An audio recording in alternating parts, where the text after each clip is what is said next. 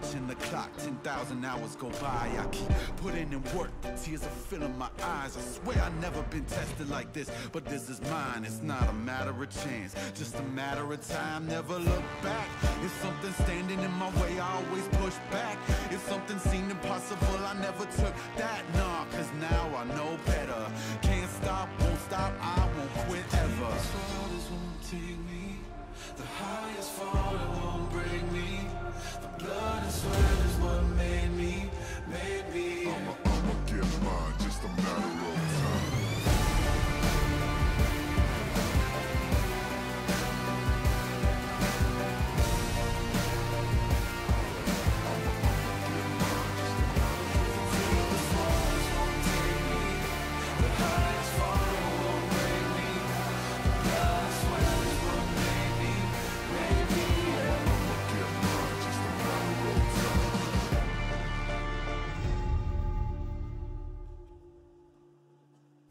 Today's matchup,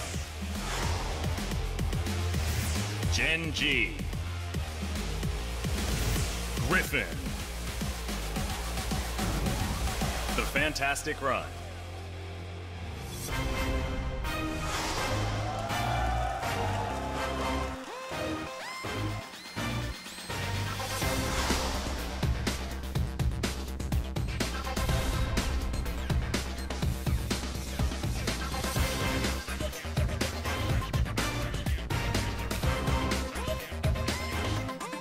Welcome back, ladies and gentlemen, to LCK Summer 2018. It's exactly 2 weeks until the end of the season, and we have a top-of-the-table clash. After that last loss from KT, it means now GenG in second, ready to go up against Griffin, our first-place holders. It does mean that if Griffin win, they are actually 2 match wins ahead of the 3 teams that will be basically joined at the hip in that second spot, so second through fourth. Right now, will be 2 matches behind. And we're hitting the last 2 weeks of the season, as you mentioned, Atlas. The fixtures are getting easier for these teams at the top. If we see Griffin win here, they'll be at 11 match wins, basically guaranteed playoffs. And honestly, given the strength of schedule, they might be close to being guaranteed first spot overall. Exactly. You're talking about guaranteed playoffs. Now we're talking about guaranteed first, which is looking ridiculous for Griffin.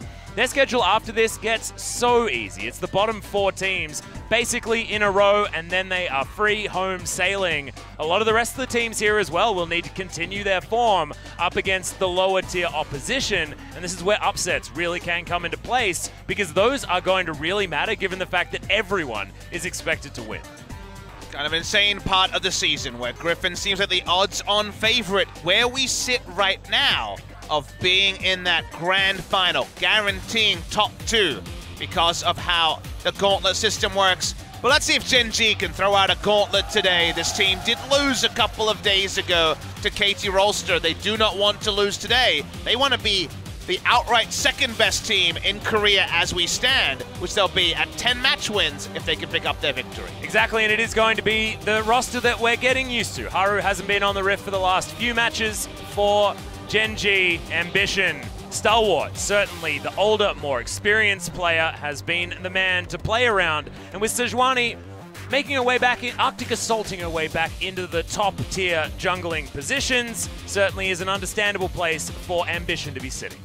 Definitely a man who's been criticized being a bit of a dinosaur. He'll always play the farming junglers, and GenG is a team. They were the meta dinosaur of, we're going to stick with the marksman, thank you very much. We don't want to deal with any of those awesome dudes. Remember that if you zoom out, when we first saw these 2 teams face at the end of the first round robin, it was the old versus the new in terms of the meta. Feels like we're seeing it stabilize a little bit more, the double Ezreal games coming through from Griffin. But on their side, they have some fearsome players of their own.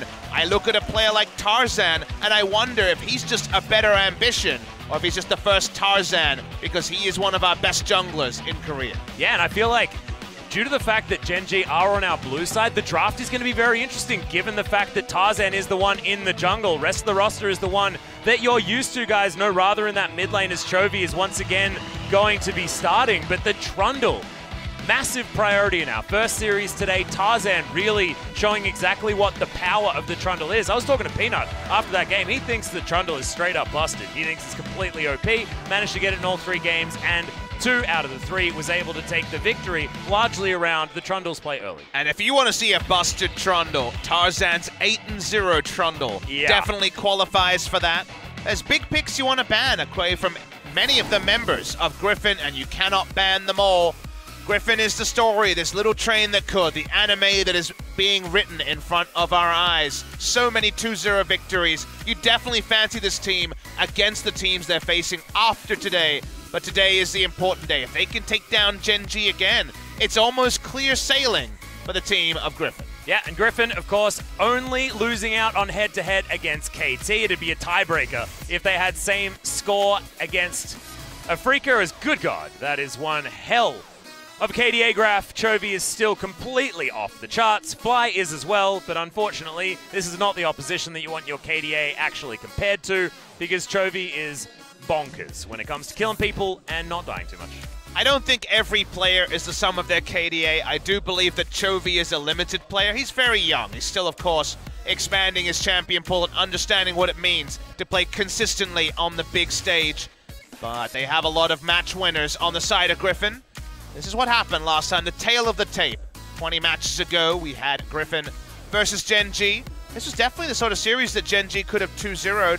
If you remember game number 1 here, Haru's Rengar kind of threw the big lead that GenG had, and that throw went on to deny them a 2-0. It was a comfortable second game victory for the side of GenG as Griffin went for their famous no damage, no threat, just give a free win to the Cogmore on the side of Ruler Comp.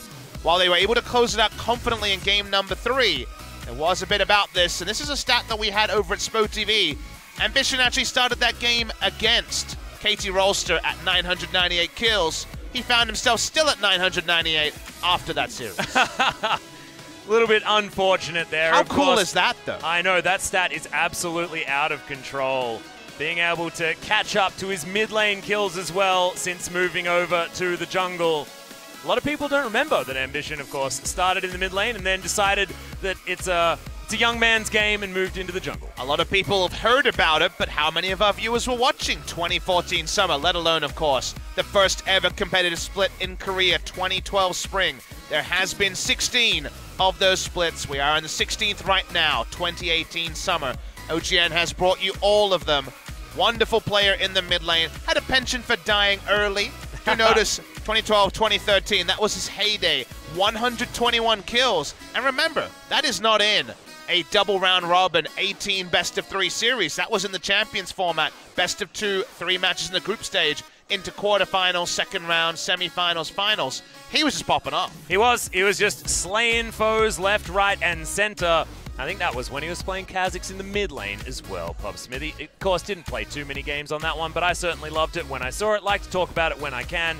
Ambition versus Tarzan is going to be our matchup here, and if he wants to get those 2 extra kills to get him over the line, he's got one hell of a tough opposition to go up against in game number 1. This is another matchup that's going to be really rough.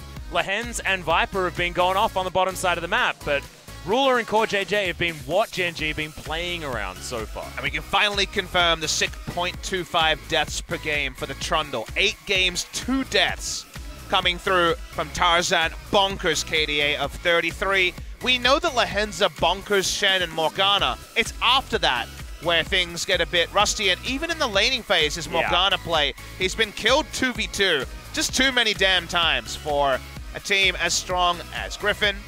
Fan vote will be an interesting one to see. Yeah. Griffin is winning the fan vote more often than not and may go on to win the regular season. So maybe we have to be braced for the Griffin fan votes to continue to be pretty one-sided. And we see here 62% say it's going to be another Griffin victory. They think that the rookies are better than the world champions. That is a huge statement, but history does not lie. Griffin have had one extraordinary run through. It's only KT that have figured Griffin out, and if KT have figured it out how he's supposed to get into the heads of KT Rolster, I'm pretty sure it's impossible. We just witnessed what happens when you expect them to win, and that is not what happened on the Rift. And the last team that will ever look at what KT does, copy them, and beat Griffin is GenG. Oh, yeah. They are the slow and steady, but so are Griffin.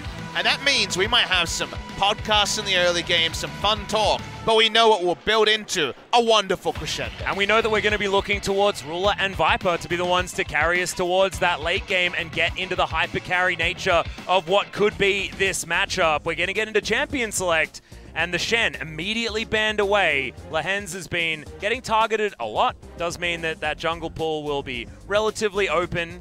And I'm just excited about what GenG are going to opt in for their first pick. It'll be a blue and red side ban the entire series. For GenG, they will ban it every time. They don't value the Shen as high as other teams because they want to actually pick a winning 2v2. So whether you're counter-picking the marksman or you're counter-picking the support, that is the GenG way to get Ruler and CoreJJ an advantage. Do notice that Griffin is already off script. The Nocturne priority is in the toilet right now. Nocturne is available and falling through picks and bans very frequently. GenG, they've already banned away 2 Lehens champions. They could just ban the Morgana. It's not actually any priority for CoreJJ either. So the support bans, there's already 4. And I think CoreJJ will confidently say, I'm going to be better at the 6th best support than Lehens will be. Well, what is Griffin ban now? Because Talia has not been something high on the priority list for GenG. Not wanting to risk it, of course, wasn't high on the jungle priority list for KT either, and then Score smashed Kingzone with it in game number 2. It's not going to be the risk taken, but the Trundle, we were talking about it before, picked for Ambition now over Tarzan, would certainly be an understandable one. Griffin can certainly go towards any of the other top-tier junglers. This is a fantastic first pick away from Griffin. Now, the Zoe is up as well, and I wonder if they'll first round it here, because it's been Chovy's most played and by far best champion. Obviously, in a perfect world, Chovy would pick it for himself and they'd ban the Galio that Fly has liked to default to, but you can't have everything your way.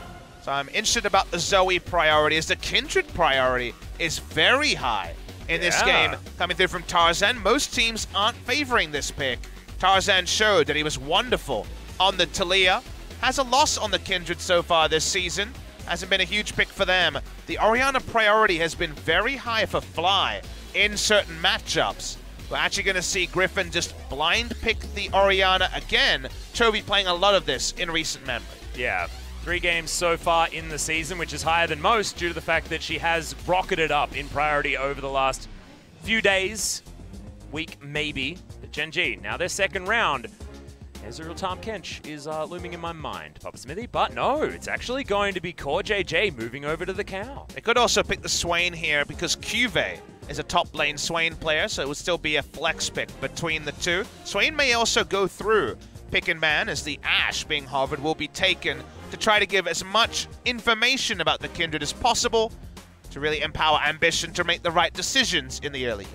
Not necessarily something that is picking massive things away from Griffin, though. Griffin now with still a lot on the table to pick up. That Swain you mentioned earlier. The undefeated Vladimir still there, and the Tahm Kench this is big. Going to be taken by Griffin. So let's talk about something here. Something was picked away, because consider Tahm Kench X was available to GenG. They pretty much pick that every time on the blue side. Yeah. They can get it.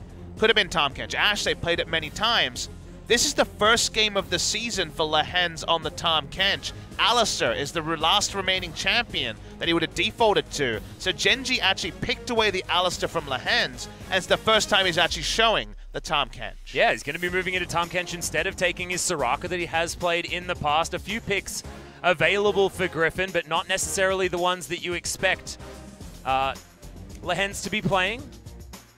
So now, where did Griffin go as far as their marksman on the bottom side? Gangplank and Jace are going to be the top lane bans for both teams so far. Where we go here is the solo lanes to be picked for GenG. Griffin don't have their bot laner. I guess the Kindred could be a bot laner, but at some point with the same madness, they played Kled bot lane a couple of series ago, so... They did. Orianna could also be going down there. We know that Viper does like the awesome dudes. I like the ban. Yeah, okay. One of the old picks into the Orianna was the Aurelion Soul, and of course Fly is one of our 2 Aurelion Soul players next to BDD. Ezreal seeing the ban, as Ezreal Orianna is what they played a couple of times in their series a few days ago. The victory that Griffin picked up over Kingzone. See what Griffin want to draft here. Looking for a bot laner and a top laner. They pick a safe top laner. You know that it's most likely going to be a hyper carry, but this could be going anywhere. Remember, Shockwave Last Breath synergy is repugnant. And the Yasuo are going to be locked in.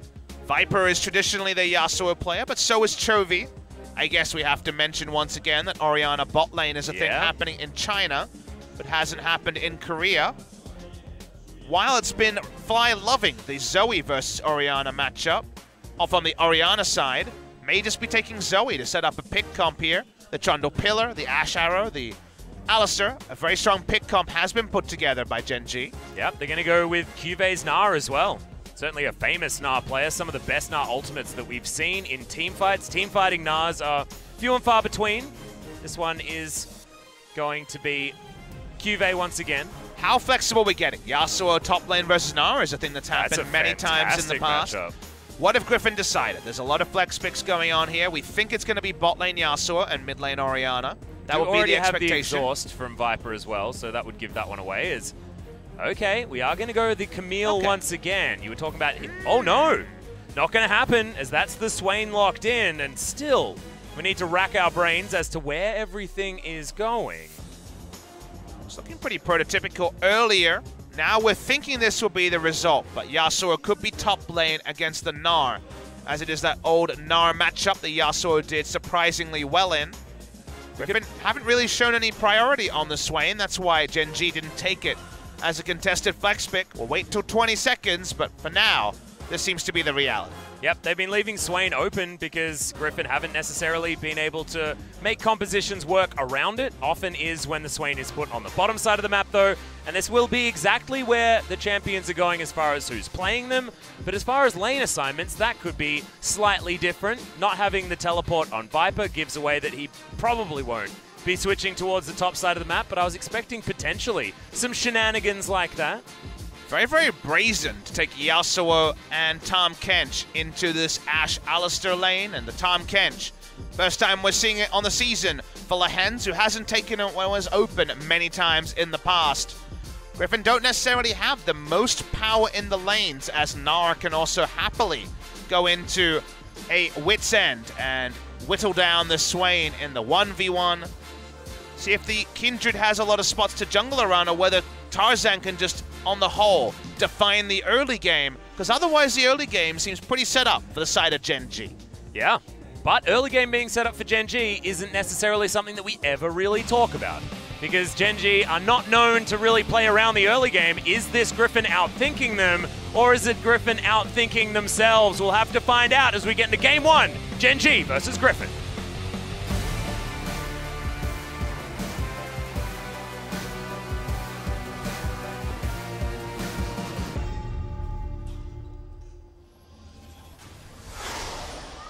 소환사의 협곡에 오신 것을 환영합니다. All of the Griffin fans here at the Soli Stadium, we're basically sold out here. Not a lot of empty seats available.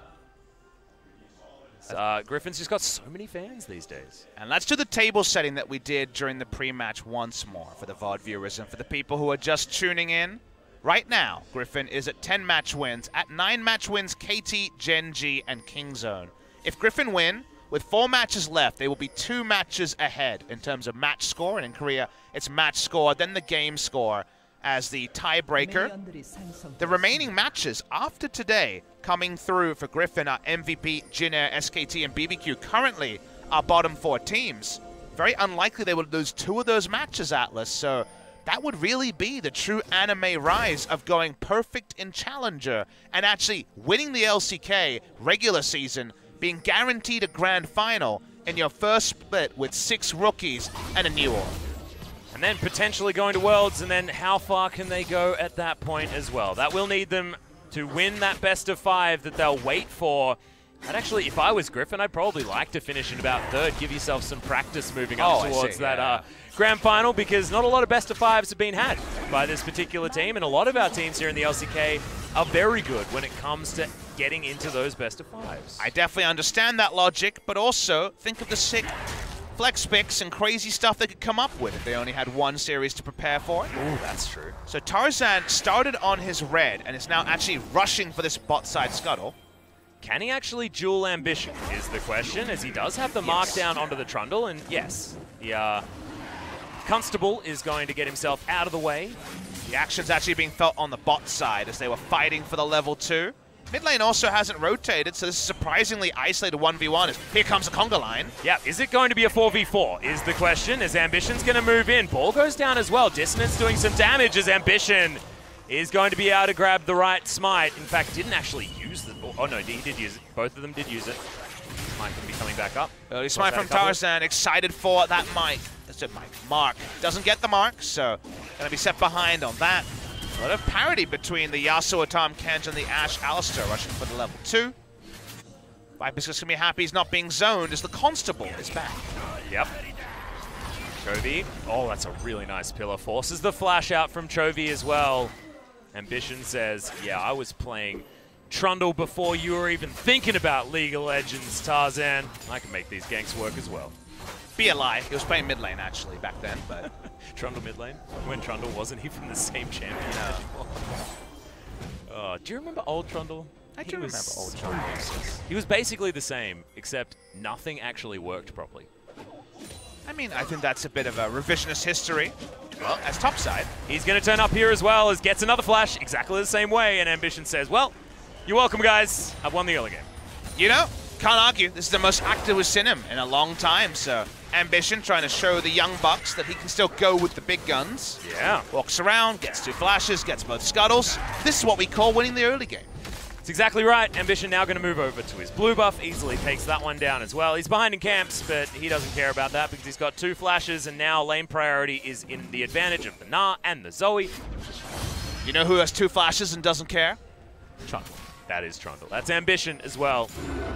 2 flashes. He would have liked 2 kills. That would have got him to his 1,000 mark of all time. 500 as a mid laner, and that would be 500 as a jungler as well.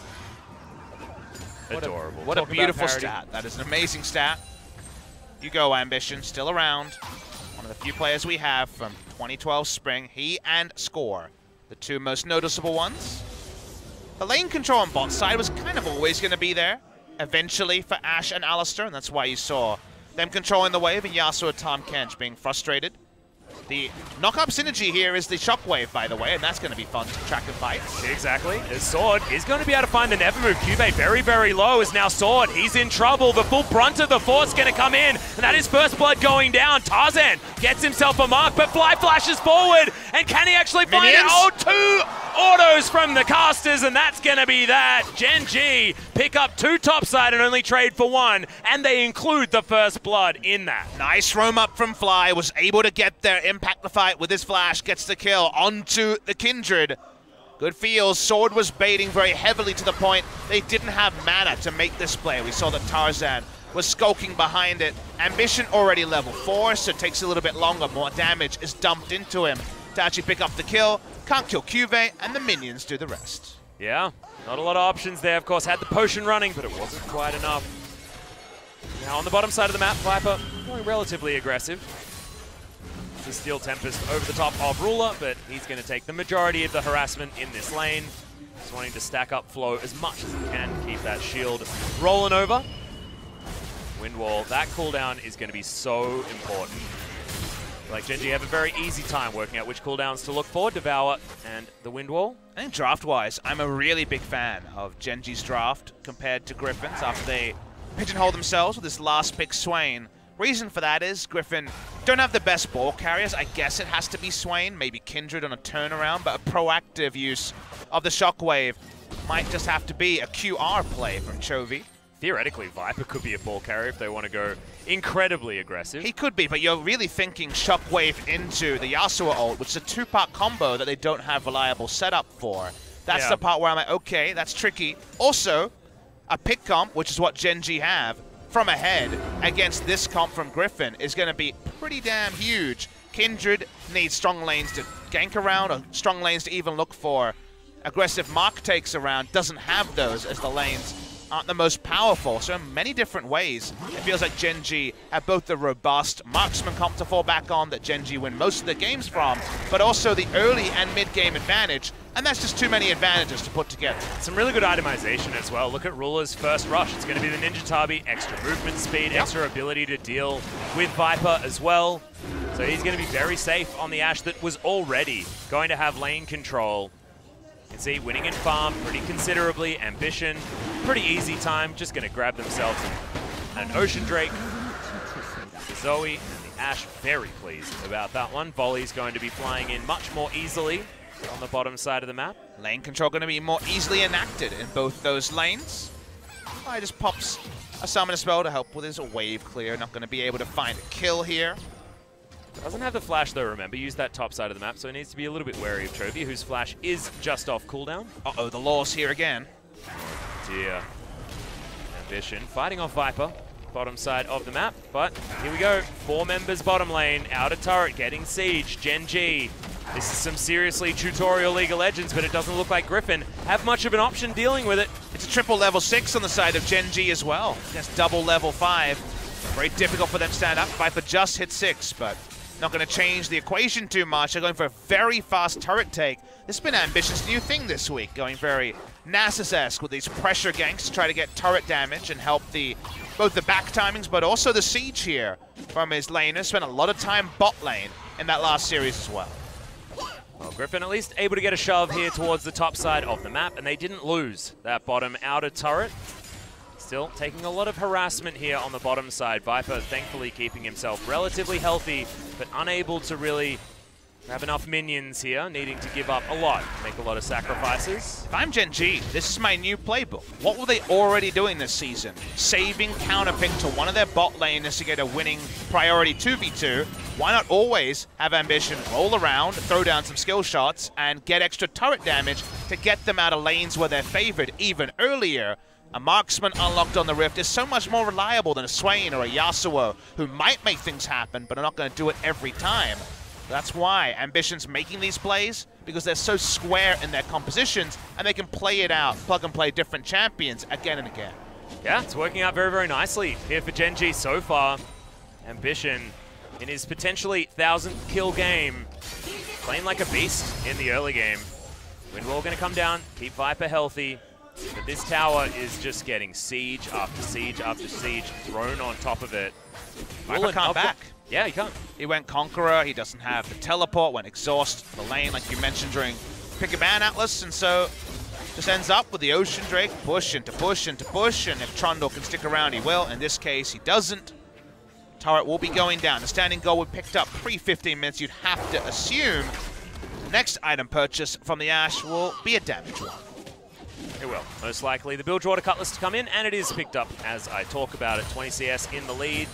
Big item lead now. Fantastic item choice, given the fact that you will now have just so much reliability in the lane. Not a chance that you're going to get all-in and taken down by a Tahm Kench and a Yasuo. Even if you do bring your Kindred, probably not enough to deal with Ruler now. It's got so much utility available with the Enchanted Crystal Arrow as well. And GenG, with a lot of safety in a lot of lanes, feels like a GenG that's as happy as Larry. Just feels their comp does a few things really well, and Griffin's comp does something decently eventually. And that's already a bad sign. They already need conditionals to get their Wombo off. The Orianna needs 3 to 4 items, and Griffin playing against Kingzone a few days ago, they got to 4 items. There were almost no kills in those games as Tarzan put on a jungle masterclass, and eventually they just won. It's just very uninteractive against Kingzone with their Orianna comp. This time it's losing lanes. Some nice proactive jungling from Ambition that may not have got as many kills as you might like, but has got a lot of pressure. And the Kindred so far has been on the back foot the majority of the game. Oh, okay. Hawkshot doesn't spot Tarzan out as Viper's going to jump in. That's an immediate exhaust, gets the knock up, but he was knocked up into the sky, so couldn't use the ultimate, and Griffin don't hold down Ruler, who does flash, but doesn't die. Still has heal, still was very unlikely to go down. Tarzan not being spotted gets them a summoner, but no more than that, and exhaust was used by Viper. Trundle's here, trying to just once again put the pressure on. That's a big double pulverize to come in from Core JJ, though. Another knock-up as there's the last breath on top of Ruler. Tarzan does come down. The arrow is going to land onto the Kindred as Lehens eats up Viper, but it's not enough to save him. There's the flash now onto 3 from Cuvée. This is what he's known for. Demonic Ascension going to come in and get the Ashe in the backline. Thankfully, his Sword wants to find more. Never Move doesn't land onto the cow. And now Sword 1 versus 4 isn't going to get anything at this stage. Hyper's in there. Ambition gets a kill. That's his first 999 now for the man in the jungle. Chovy didn't move down, and GenG win another fight. And that's what you do when you're against an Orianna. We saw it in our first series, rotate on the Orianna, and what is she to do? They do take that bot lane turret with all the people that are already present after winning the skirmish. This game is going exactly to plan for GenG. And for Griffin, they have so little to show for the first 12 minutes of the game. Yeah, it's really nicely done. You can see already the money's starting to pour through. We've got 2.3K on the books, close to 13 minutes into the game. It's a big lead. You'd call that a big early game advantage to come in from GenG. And when do you say that? About never. They're just not the team that does try to play these early game teams. And they don't necessarily have a comp that says that either. It's just been Ambition playing this map so well on the Trundle. Yes, it's a good pick. Yes, it's incredibly strong in current meta. But it's also been playing it like an absolute beast. GenG are an invitation to take scale. That's what KT did against them. You remember when the Kai'Sa against LA and said, we'll be fine. And they were. In hindsight, they were. But in this case, I think Griffin have gone very wonky in their draft, where they do have scaling in mid. Their bot lane is a bruiser that just doesn't have wave control. So unlike Kai'Sa, doesn't have any ability to clear out the waves fast enough, to delay, keep the laning phase going long enough. I think Ambition's made some nice adjustments from what we saw in his last series, and that is definitely working for them as well. But we just are kind of staring down a game where I'm not even sure that Griffin eventually get to a place where they beat GenG. And in the early game, where GenG did pick 4 with his pick comp, they do beat down Griffin pretty hard. Yeah, the identity of the Griffin composition isn't really shouting itself out to me, Papa. You're exactly right. GenG, on the other hand, I mean, they can play front to back with this. I mean, it's a pick comp, yes, but they can also just play regular team fights. Ashe has a lot of utility, but will have a lot of team fight control, given the slow that she does have, her volley as well, over everyone. What is a Griffin to do when they're looking for these sort of theoretical wombo engages once Chovy does a lot of damage with his shockwave and compare it with a last breath? Okay, Cube's going to get caught out of position here. A lot of damage comes in. There's the shockwave. Going to pull back the Nara, and Tarzan picks up the kill. Chovy proactive on the Orianna, but it is going to give up the Rift Herald on the top side, and it may actually be very important for GenG to pick that one up to continue this snowball. At least they're trading objectives, though. They get a kill, they're going to trade a Cloud Drake on the bot side. Not the biggest prize, but a prize at the moment where they're very behind in terms of game tempo. It's still a prize. I like Chovy coming down. He's not going to go an entire game without using the shockwave. Does use it, does find value. Uses it every 20 minutes. When have we seen that? It's true. Not in most of our Orianna games, that's for sure. Cuvée was very greedy in his path, and that's where Griffin had their wards down.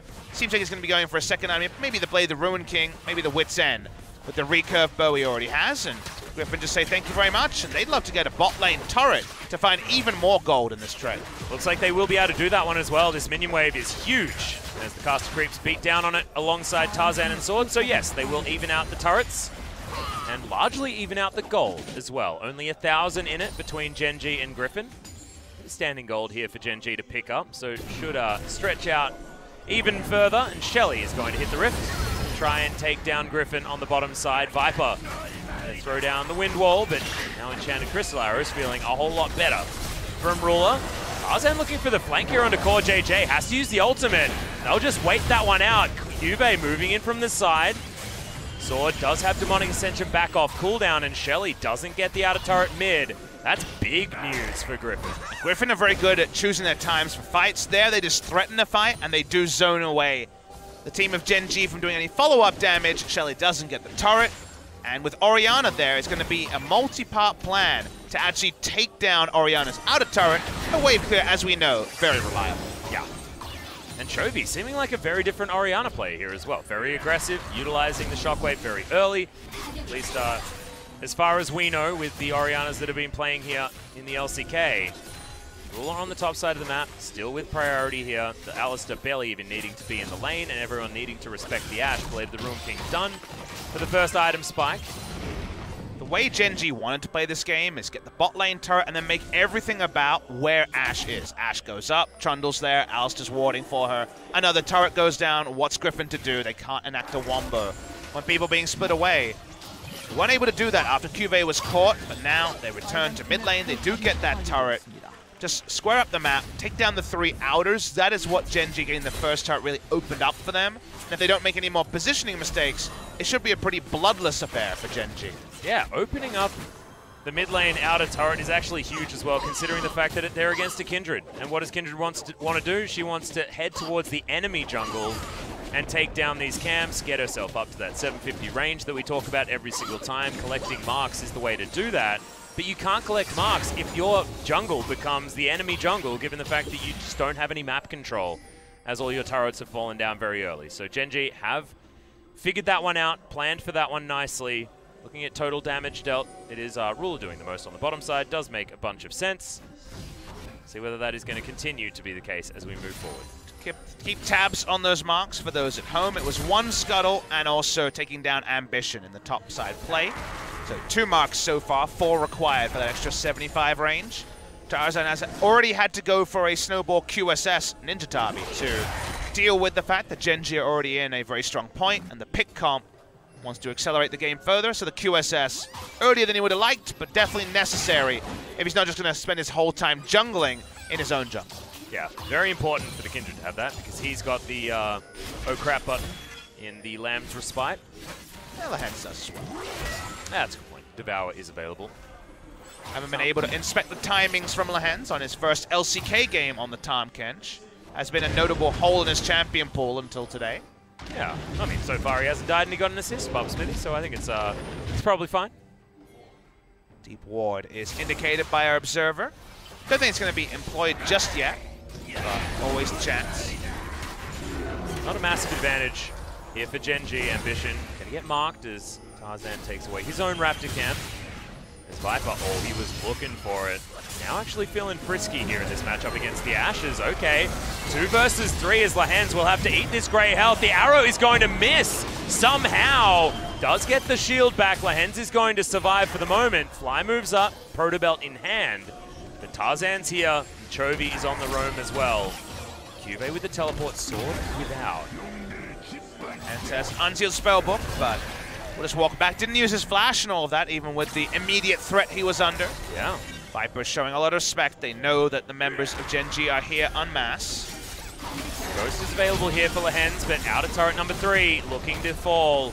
These are the plays I was talking about. Get the bot lane turret, roll up. Trundle's there for zone.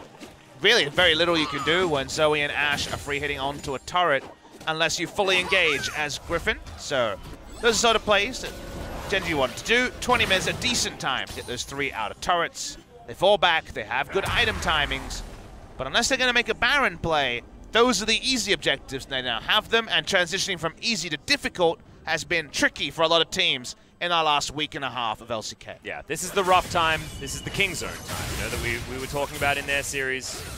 They didn't navigate it very well the first time of asking, and they navigated it very well. In game number 1 against KT, was certainly slow and steady. That is what GenG are known for. So I wouldn't be concerned if you're a GenG fan. This is a GenG in exactly their element.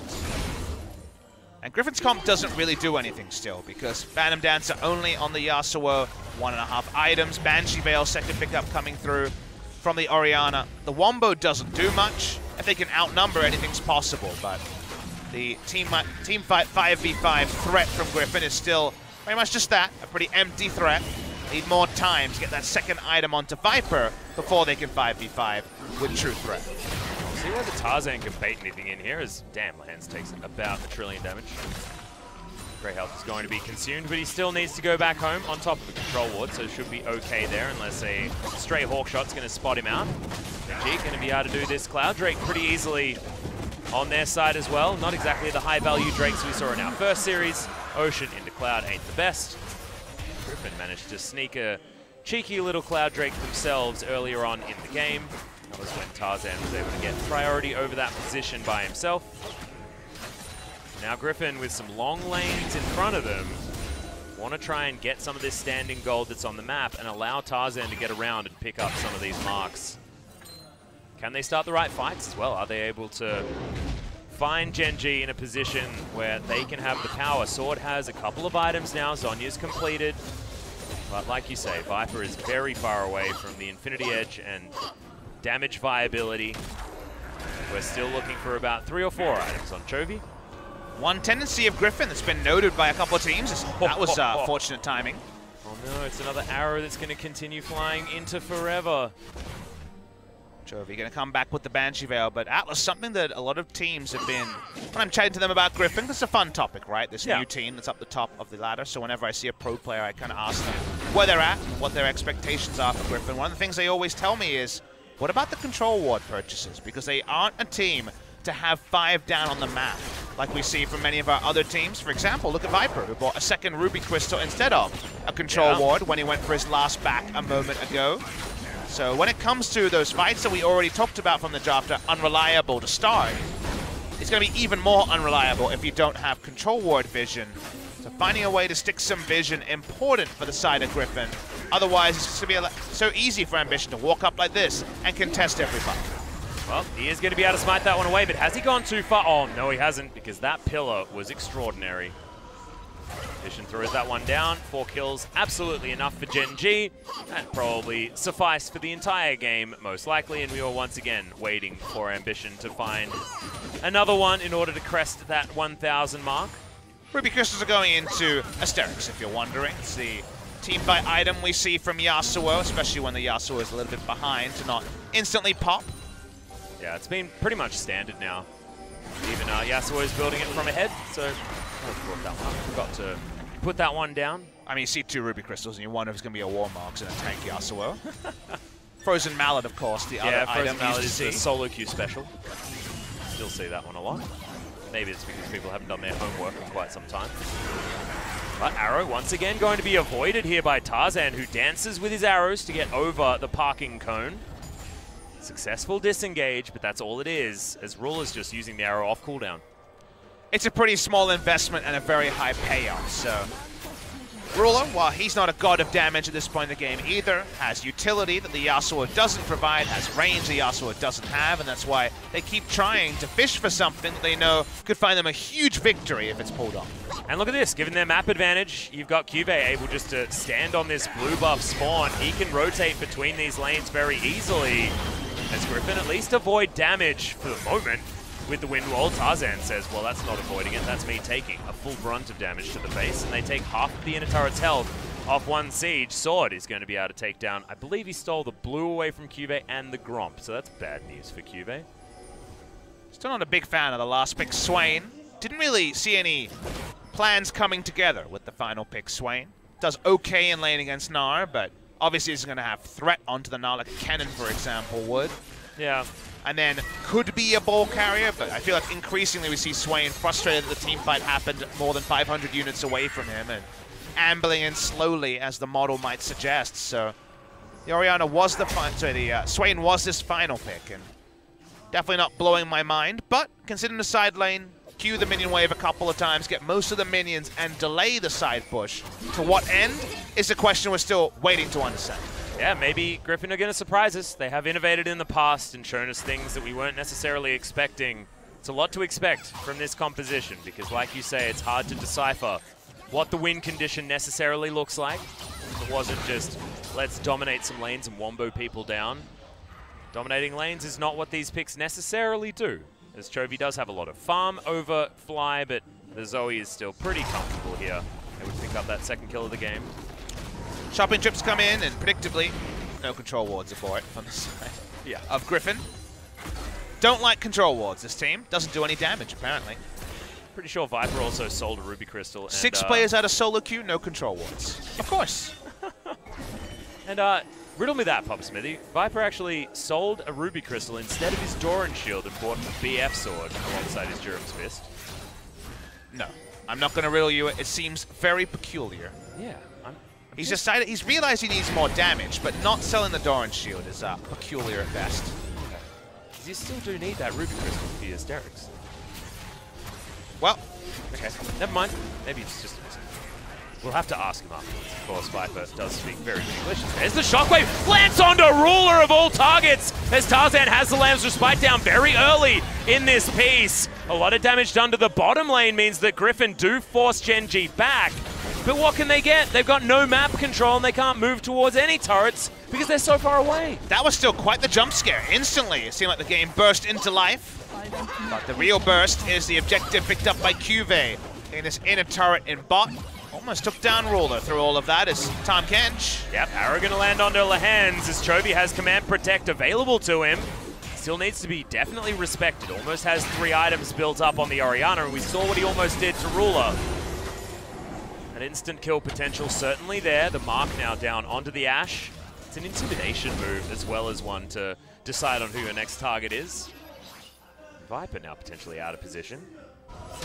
He just wants to side lane until he gets Infinity Edge and Sterix, but we well know that is far away from the present point he's at. And in the meanwhile, GenG will take every objective on the map short of the Baron. Yep, no Infernal Drakes this game. It will be the Mountain Drake to be spawning here. GenG gonna lock that one down.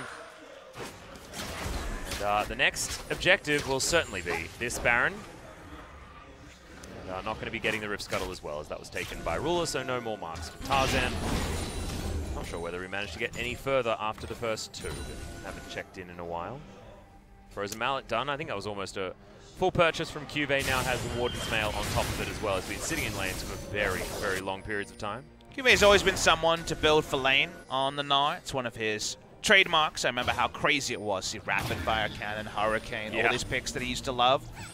The Hurricane ended up becoming pretty standard to build up the Rage, because of course Gnar's mechanic is that every auto, including the 3 splits, do build up Rage equally.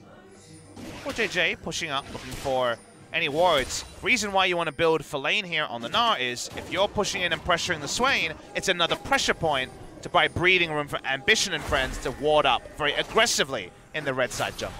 Well, you can see Ambition was actually being a ward there in the Tri-Brush on the top side. GenG understanding now that there are many members up there, and Ruler and Core JJ have the ability to call over their Gnar and push in another minion wave. This inner turret has lasted for quite some time as Tarzan jumps in over the top onto Ambition, gets slowed, quite slowed enough as Lahan's looking to try and get the Nom Nom onto Core JJ. Doesn't. Fly misses all of his skills, so GenG backing away, waiting for those cooldowns to come back up again, rinse, repeat. And I say that all the skills are missing, things like that, but feels like it doesn't actually matter. GenG just disengage and try it yet again in a few seconds' time. Again, just like the last series we had, they won the ARAM war in terms of the ability to push up. They have very strong siege with Zoe and Ashe. It's been much trickier for them to get the inner ring of turrets after getting the outer ring at 20 minutes.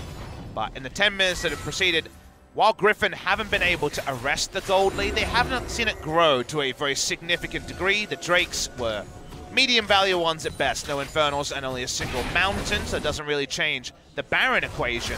The Baron vision is pretty good, but the hand stands next to Tarzan, and Tarzan doesn't have any immediate death threat onto him. So if they can keep this game at a 5,000 gold lead, at say a 60,000 gold game, a 65,000 gold game, the Jerome's Fist BS Sword will be an Infinity Edge and Asterix, and maybe there's a team fight that's to be won from the side of Griffin. But the Gathering Storm is on the side of GenG. Surprise, surprise. That is going to be benefiting them as every GenG game goes long. Stacked up 3 times now, though, as we've crested the 30-minute mark. No one's actually looked at Baron at all. We've got 2 control wards on there. Both teams know that no one's there. And gentlemen's agreement, not actually going to be starting off that particular objective at this stage. A lot of defensive options here for Ruler, though. Hexdrinker on top of his Guardian Angel. He's not going to get bursted down and destroyed. 1,000 gold is Viper's window before getting this Infinity Edge. And understand that. I understand now the Doran Shield situation. He has sold it and just wanted to sell the Ruby Crystal beforehand because he was building his Infinity Edge and knew that he wouldn't be able to build it in one go. Drop a bubble, not going to land onto Griffin, but it's starting to feel like a death sentence each time that skill goes out, given the follow-up ability from Core JJ's Alistair if it's in the area. Just haven't seen those big damage abilities hit for a while because the sieges have been a bit more anemic. When that first Paddle Star hits, we're going to realize it, I'm sure. Fly poking around, he's got a GOP, and he's got plenty of damage behind him. Well, QV also able to split push very, very well. You can see this inner turret has been sieged many, many times and is finally about to go down. The last remaining inner turrets are top and mid, and now GenG make a decisive move and will be able to force down this inner on the top side. I believe the Gnar should be able to get a decent amount of work done here. Bottom side as well, as Wolf is going to come in and try and soften the members of GenG, but Griffin, you really have to start making a move, otherwise you're just going to watch your whole base fall apart. Base falling apart is for now not a real concern. They do feel strong in the wave clear, but it being the longest map ever for this Baron is the bigger problem, and now the Baron is finally started. Griffin have a blue trinket, they'll use it, they know Baron is started. What happens next? Exactly. Lahenzi's going to lumber over, but they don't have a blast cone to utilize. Flash is going to be necessary. They pull up the Baron. There's a headbutt pole. As Viper's already very, very low, but he's dancing around this fight quite nicely. Last breath is going to be utilized, and immediately the stopwatch is employed. Sword jumps in the backline as Ruler now has to use all of his time to deal with the Swain as Fly. Very, very close to dying. Cuvee, very high health bar, as there's a shockwave, it comes in onto Ambition, but the Gnar ultimate is almost just as good. Lamb's Respite is going to answer, but a 5-man pulverize. Good God, everyone's hitting all their skills, but it seems to be working for both teams. It's so close. GA is going to go down as there's the trade. It's Ruler versus Sword, and Viper. Fly is still alive. Sword tries first. Viper not going to be able to get through. He's going to give up. But God, that team fight was close. We knew there would be titanic late-game fights, but not like this. Atlas, you're dying over there. It was so crazy. It was so hard to read who was going to win, who was going to lose. Maximum value out of the Lamb's Respite and no follow-up ability to just take down 4 members, the 4-man poles. Oh boy, that was huge from the Alistair. Ash does get the fallback in a turret, but they trade 4 for 3, and the Baron doesn't go down. That makes sense, the madness, and take away the big takeaways. It was a nice trade onto Fly. DPS down by a QW, out of the fight very early. Sword takes a long route, but then he wastes Guardian Angel Ruler's time for a long time. Maybe that's enough. As a Swain, he's zoning away Ash for the better part of 8 to 9 seconds, so no damage out of Ash. The shockwave there is actually outstanding. Kills Ambition, they get it onto Ruler. Cuvee sees his man. First the Lamb's Respite comes in, so many people live up. It actually is a 5-man, apologies. Even better than a 4-man pole. From there, there's a numbers advantage to Griffin, but a lot of the mana bars, a lot of the skills are on cooldown. We see the cleanup, Sword goes down, and give me 2 more of those, please, in this game. The fights are cool. Oh, hell yeah, they are. But, I mean, I prefer not to. You know how you try and work on energy throughout a team fight? I think we needed to get to about 150 there due to the fact that all the skills seem to be layering on top of each other and becoming better and better each time. It was actually 129 because the items weren't there yet. When the items are there, that's when the 150 comes out. Yeah, well, I mean, then I think that we'll see a shockwave and then people will just disintegrate. Because Chovy is setting himself up to become a pretty huge Orianna.